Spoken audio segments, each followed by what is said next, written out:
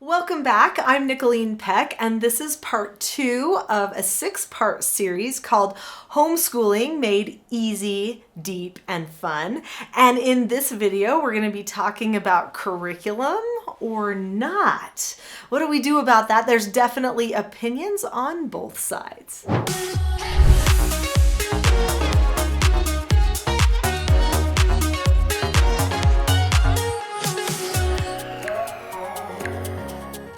So there is some debate about whether you should use curriculum or not use curriculum. Let's talk today about curriculum, when I've used it, when I've decided not to use it, and why some other people use it. And when you're picking a curriculum, what do you want to look for? Let's talk about that. So there's a lot of debate about curriculum, and it really depends on what you're hoping to get out of the education, whether you use curriculum or not. So some people use curriculum because, well, it's like it's in a box. It's easier. Like, here it is. Like, I can just open it up and start at page 1, and somebody else was the one step ahead of my child. I didn't have to be. I just had to get the curriculum, and that's all I had to do. So you spend a little bit of time, a little bit of money, somebody else lays it out for you and your child to follow through. That feels nice and comfortable for a lot of people, and there's nothing wrong necessarily with using a curriculum, so long as that curriculum and the way that you use it are still going to help you meet your educational objectives and not destroy your home environment or create any kind of like contention or hate of learning, which you don't want to have happen, because love of learning is super important. If you remember from the last segment of this series, I talked about how love of learning is an important part of learning. And when you know how someone learns, you know they have to love it in order to really start taking that learning in. In fact, all of those phases of learning that I talked about in that last segment actually apply all the way along. So once you've done core, you always do core. Once you do love of learning, you always do love of learning, and scholar, and so forth, with all of the different phases of learning. So keep that in mind. You never really lose those other lower levels of learning. You just build upon them as you keep going through your educational journey. So what do you want to get out of your learning? You need to know that. Do you just want to matriculate your children faster? Do you want to get done with schoolwork faster? Do you want to have bonding and connection and communication because of the work that you're doing together? Do you want your child to have a certain level of proficiency at something, or are they going for a particular goal in a certain area? You might be factoring that in. What my philosophy of education was is that I want my children to go through all the phases of learning. After I did all of my research on learning and how people learn. And by the way, I'm never actually fully done with that, but I did a bunch at the beginning, especially with Charlotte Mason, DeMille, Fenelon, Holt, Erickson. And when I did all of that, I said, okay, I think that DeMille has summed it up nicely, very nicely. In fact, that's where I would suggest you start. Okay, you don't have to read all of the other people. Just read DeMille first and get the phases of learning down and the environments of learning. And I thought that's what I want to do. He also has these 7 keys of great teaching. I believe he added an 8th key at one point, so there's like actually 8 keys of great teaching, but you can look up 7 keys of great teaching. You might be able to find a class by him where he talks about those, and those might be presented in some of his other works as well. So anyway, those were key things that helped me go, okay, this is a really good formula. He has put this together in a nice philosophy and a format that anyone can follow and go through the phases. So I just wanted my children to get through all the phases. That was my philosophy in education. So I wasn't going to focus on grade levels. I wasn't going to focus on proficiency according to what the school might want. I was going to focus on where they were at and what came next as far as what phase of learning needed to come next. That was going to be my focus. And the whole time I wanted them to love it. I wanted them to love work and play all along the way as well, and not be afraid of putting in a lot of time on their educational pursuits. So we focused our energy on creating that type of environment for the children. And so my main focus was not curriculum. My main focus was on what phase of learning are we at? What should our day look like because of that phase of learning? Which keys of great teaching do I need to apply to this skill? And then which book should I use? Now my focus was classics because I wanted to use stories. I wanted to teach my children in a way that would really hit their hearts. I wanted something that would stick with them for a long period of time. So I relied upon using stories mostly, but sometimes I used curriculum too. So number one thing is understand your philosophy of education. What do you want to get out of it? Do you just want to check the boxes and get done? Okay, then use a curriculum. You can find a boxed thing. There's tons of them. Still, I would be careful on what you pick. We'll talk about that in a minute. If you want to really have those phases of learning, then I highly recommend taking the road less traveled and going down the classical journey path, at least for a little while. And once you hit certain stages, you will know when you need to bring in a curriculum to supplement the classics. So instead of using classics to supplement a curriculum, I used curriculum to supplement my classics. We're going to get into when I used textbooks and what I used for my textbooks. I'll share some of my textbook choices with you, and how to choose a good textbook. So how to really scrutinize those textbooks. But before we do, I just want to invite you to write down or to open up another browser to heartofhomeschool.net. Heartofhomeschool.net is a homeschooling website that I started in 2020 when everyone was suddenly forced to homeschool. I have free conferences there where you can continue some of your learning after you're done with this series. So be sure to jot that down, heartofhomeschool.net. There's a lot of great videos there and it's completely free, which will be a lot of fun for you. So when did I use a curriculum? Well, there were a couple of times I used a curriculum. So at first, when my children were young, I decided I wanted to teach them another language. So I picked Spanish. I thought, okay, well, I know some Spanish, so that would probably be easy. So I had some Spanish books that we were using. We read a few Dr. Seuss books in Spanish. We had these cute books. There was one called Say Hola to Español, and then there was another one that was called Say Hola to Español otra vez. So again, right? And so we would read through those again and again. My children had them memorized. They had learned so many Spanish words, but I realized we've got to put the sentences together now, right? And I wanted to do it in a way that had story. So I actually found this curriculum that could teach Spanish through stories. So the name of the curriculum was actually called Power Glide, and my father, who happened to be at an educational conference, he found this and he said, Nicholeen, I thought you might like this for your Spanish teaching, because my dad taught at the time in high school Japanese. So he was a Japanese professor, really interested in foreign languages. He loved that I was doing foreign languages with the children when they were so young. So anyway, he bought Power Glide. Power Glide taught through these stories. They would listen to the stories and then they would learn the words in the stories, and then there would be some activities with the words that they learned, and they would learn how to format the sentences. Soon, by a few lessons in, they were telling the stories, and they could now speak in Spanish without even understanding all of the diagramming of the sentences and the different parts of speech and everything else, because they were too young for that. But it brought in this immersion effect that was so beautiful for my children. So if you ever find Power Glide, I don't even know if it's for sale anymore, but I did use that when they were little. Now for math, when they were little, I used something called Family Math. It wasn't necessarily a curriculum. It was just a book that was a resource that you could use that had math activities in it. And I would regularly pull from that book, and you could use the same activity for multiple different ages by just making slight alterations. I really liked that. So I often bought a lot of math puzzle books and stuff like that so that we would play math games and math puzzles and those types of things. I also had, when my children were little, like toddler idea books where it was like, get paper plates and put a number on the paper plates and write dots with counting up to that number on the paper plates, or play cards and focus on seeing the numbers, and stuff like that. So we did a lot of that kind of stuff when they were little. But I did have a Saxon 3 book. Never used it with my children. We didn't actually fill out the worksheets in it or anything like that. We just had it. so I could refer to it. There were other books I referred to too, like Edie Hirsch's book, like, oh, everything your first grader needs to know, or everything your second grader needs to know. I would refer to those books regularly to see, they need to learn how to answer a phone. Good idea. I should probably teach them proper phone answering skills. Or, oh, they could learn about instruments in an orchestra. I didn't think about that before. Let's do that. But then I would immediately be thinking,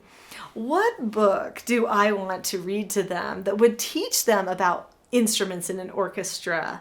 Oh, well, let's read The Trumpet of the Swan by E.B. White, which is about a swan who doesn't have a voice, who needs a trumpet, right? And then he's got to save money to pay back this trumpet, and it's this whole big story. It's got math in it and everything else. So we're going to read E.B. White's Trumpet of the Swan. We're going to learn science about how instruments work. We're going to learn science about swans and their migration patterns. We're going to learn the math in it, and we're going to read it and discuss it, and we're going to probably draw pictures of swans, and whatever else. So, and all of this because of one book, and because I looked in Edie Hirsch's book that said, hey, maybe they should learn about musical instruments when they're this age. Oh, great. So now I'm going to read them a story, and we're going to take it to the next level. There's always that joke like, oh, how many homeschoolers does it take to screw in a light bulb, right? Or like, how long does it take for a homeschooler to screw in a light bulb? Well, it's going to be the whole day, because you got to study Edison and budgeting, and you got to find the light bulb, the best light bulb for the best price, and what different kinds of light bulbs are there, and why would we pick this one, and all these kinds of things. And then, oh, now safety, electrical boxes, where are they in the house? Okay, we got to turn all that off. Okay, now we're going to plug in the light bulb, or whatever. That's just what I do with everything that we learn, and that becomes the curriculum, really. So I know not everybody's brain works the same way, but those were some key things that we used, and I just went off on a little tangent there, but I hope that was fun. Let me hit a couple of other when to uses. So once my child knows everything that's in Saxon 3, which we've never used, I've just referred to, then I'm going to probably allow them to start doing Saxon 5-4, which is a 4th or 5th grade math. So around that time frame, then they'll start doing an actual math book, and we may not do it exactly as designed, okay? And be sure to take the tests on the Saxon website before you ever get the book, because they may even be further ahead than that, and you could start in a 5-6 or a 6-5 or something like that instead of a 5-4. For science is another thing where I think sometimes you need a curriculum for, just because there's so much in science. So when my children were in their love of learning phase, which again we talked about in the last episode, I brought in Jay Wiles' books about science that would go through the timeline of history. And so it was the scientists building upon each other.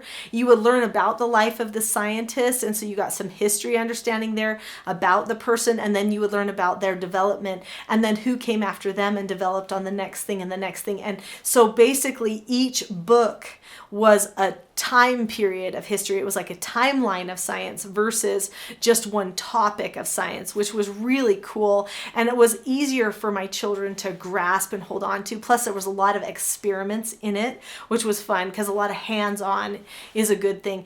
Although I have to say, I had a lot of science, like encyclopedias and stuff. Those like, DK science encyclopedias that are like this thick, and we would flip to those and use those just for fun all the time. We did a lot of studies at the library. I'd go to the library and put every book I could find on eagles, bald eagles, right? And so one week we would just be studying bald eagles, and then the next week ostriches, and then the next week, and we would go through all of the different, biological things that are like, your basic biology and physics and stuff that little children need to know. And we would read that in all of the books in like the juniors section at the library. Be careful when you pick out library books now, though. I got to tell you, they're just not as good sometimes as they used to be. So look for some of those oldies but goodies. Anyway, and then we did Saxon math so all the way up. And when my children hit their higher sciences, so when they hit like high school, like ninth grade maybe or something, 8th or ninth grade, then we're going to do Jay Weil's books on biology. This is from Brian Builders is his company name.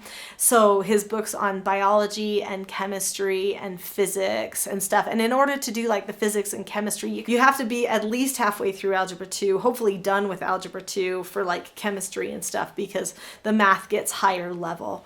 So my goal was always for them to be able to take their entrance exams for school and have no problem math-wise. So they were going to get all the way through Algebra 2, and then I wanted them to do Euclidean geometry, so study Euclid's elements as opposed to studying geometry through the textbook way.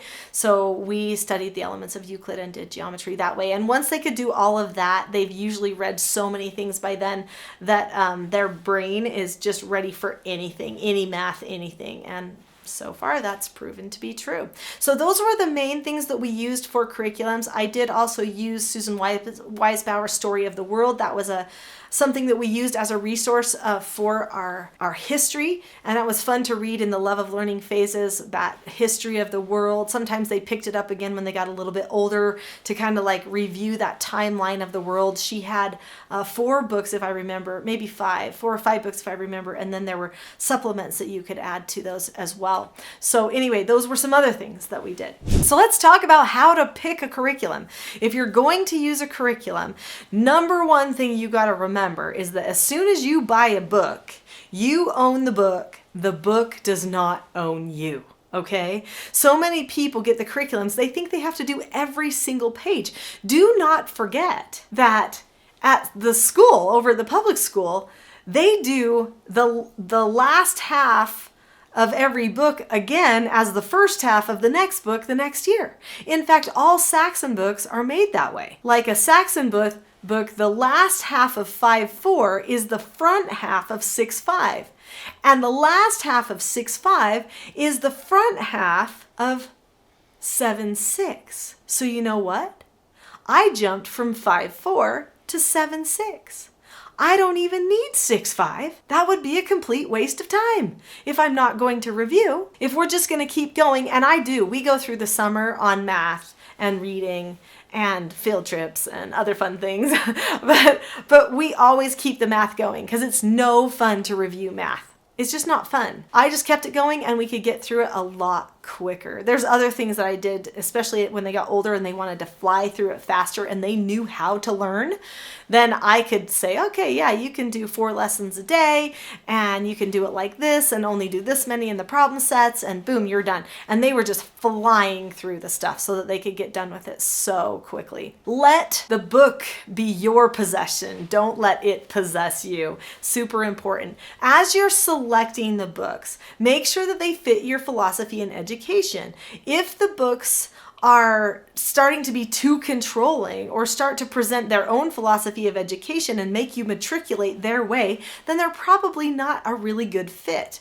Also, and this is probably the most important, is make sure whatever textbooks you use fit your worldview.